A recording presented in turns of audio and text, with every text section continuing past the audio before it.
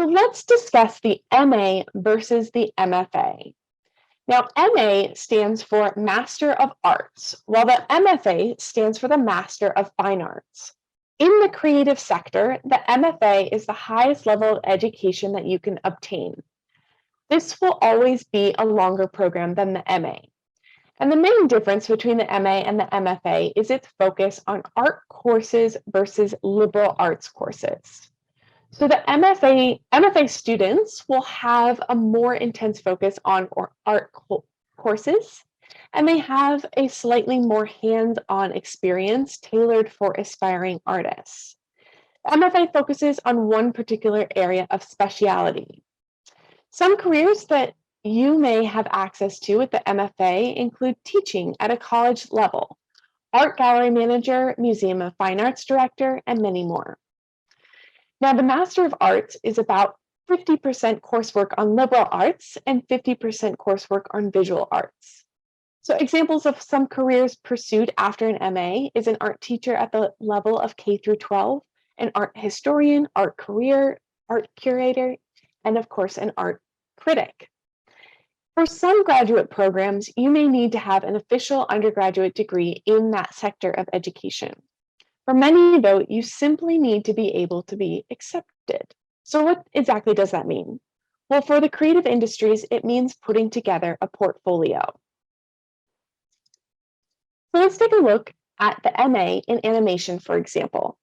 This is a page that many universities display. And I do encourage you to go to their websites, including SCAD, and take a look at directly what the program will entail. Please keep in mind that most universities operate on semesters. This means that each course will count for 3 credit hours.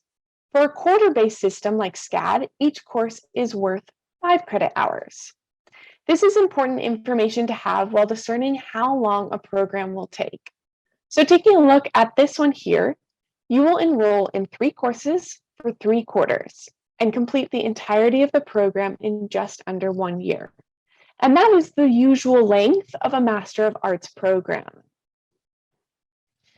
So taking a look at a few more examples of roles and companies hiring for these roles, these are all direct examples of what our students have gone off to complete after graduating from their specific programs.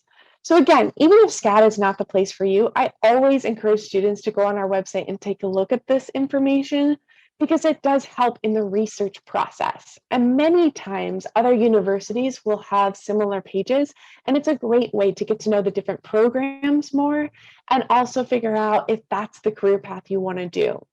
So for animation, you'll see everything from a creature technical director to digital modeler, story and concept artist.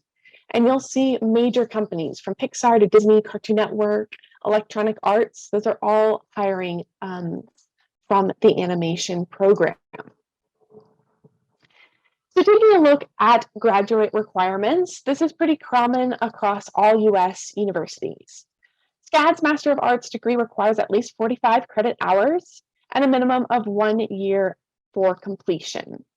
So each course at SCAD is 5 credit hours, as I mentioned before, and this degree culminates in a written thesis or a final project. For the Master of Fine Arts, I know that this is a presentation for short programs, but I just wanted to give a brief brush over for this.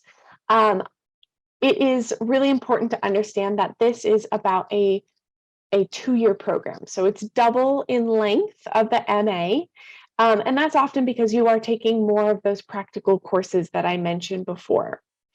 Now, the MFA culminates in a thesis project that's evaluated by a thesis committee. And the MFA also includes formal faculty reviews of sample work and progress.